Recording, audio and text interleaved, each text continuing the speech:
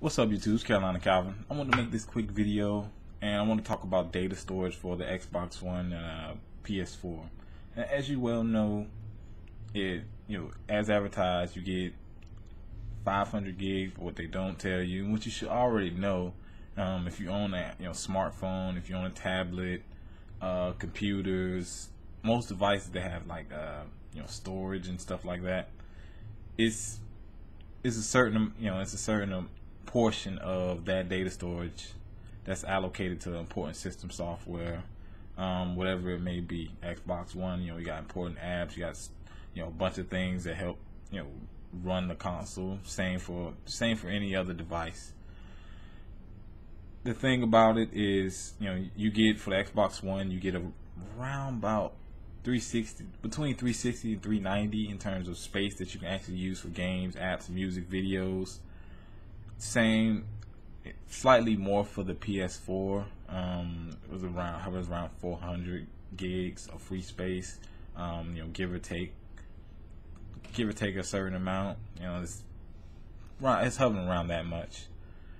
And with the huge downloads of games nowadays, where these full retail games hover from 20 gigs, 20 gig install to upwards of 50. I think of some games that are at 50 or over. GTA 5, Halo Master Chief Collection, NBA 2K15, Call of Duty Advanced Warfare, just a few that name straight off the top of my head that I know are over 50 gigs. And just think about if you have just those 4 games installed on your system. This is including updates, patches, DLC. You're probably Battlefield 4 is also another one, but that didn't come out this year. Last year. You're hovering 250. I won't say 250. I would say you're hovering around 220. And those are just 4 games. You don't get 360 on the Xbox One. Currently, now I'm sitting at 60 gigs of data that I can actually use. And I actually had to free up because I was at about 5 gigs the other day, and I had to uninstall some games that I've already beaten. And it becomes very tedious, especially if it's a digital game. Now it's a little bit easier if you have a disc game, because you can uninstall it, put the disc in, and it reinstalls pretty fast. But if it's a digital game, you delete it, you have to reinstall it. If your internet is not that great, then you're gonna be waiting until it installs, and it's gonna take a while for these larger games. And those are the games that you need to delete to free up the most space. Obviously there are solutions. If you looked at earlier last year, they did come out, both consoles ended up coming out with updates that allow you to use external storage. I have right here external hard drives. It's the Western Digital 1 terabyte hard drive. Ran me around about $60. It's still about that much now. I would advise going with 2 gig. That'll run you $80 to $90, somewhere around there. For me, I used to go with Western Digital or Seagate. If you can find another brand that could work for you, then and that's been reliable, you can go with that. But those are the 2 that I know that work really well for me. The PS4 also has another way of storage. As a matter of fact, before I cover the PS4, the Xbox One, there are some requirements, and I believe it's similar requirements for the PS4. It has to be over 256, which I already said, get a 2 terabyte, and it has to use USB 3.0. I don't know any new external hard drives that don't use USB 3.0. So I think you're fine in that regard if you get a brand new one.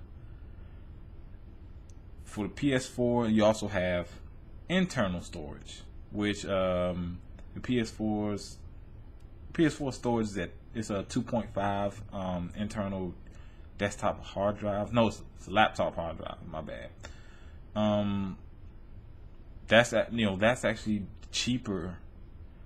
Well, it depends. It's cheaper to go external, but you might have faster load times with the internal one. you'll be paying a little bit more, because if you get a 2 terabyte external compared to a 2 terabyte internal 2.5, it's a little bit more expensive.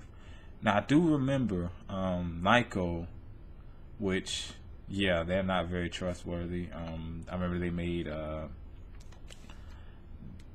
cooling fans for the 360. They made controllers, and all of it sucks. So they're not very trustworthy. I have to see some reviews on that to even consider it, but can't remember the exact name of it. But it was something you put on your PS4, and you can use 3.5 internal hard drive. And what you're saying, what's the difference?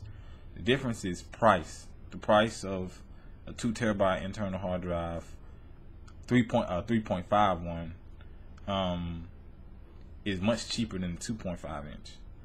So, getting that, actually getting that peripheral, and if it works well, then that'll save you some money. Don't know how much the peripheral costs. I believe it's about $20. So even then, you'll still save some money, and you may get faster load times than an external, unless you have a solid state. But then you're gonna come out the pockets for a solid state, or a hybrid. You're gonna come out the pocket to get those, but those are really fast.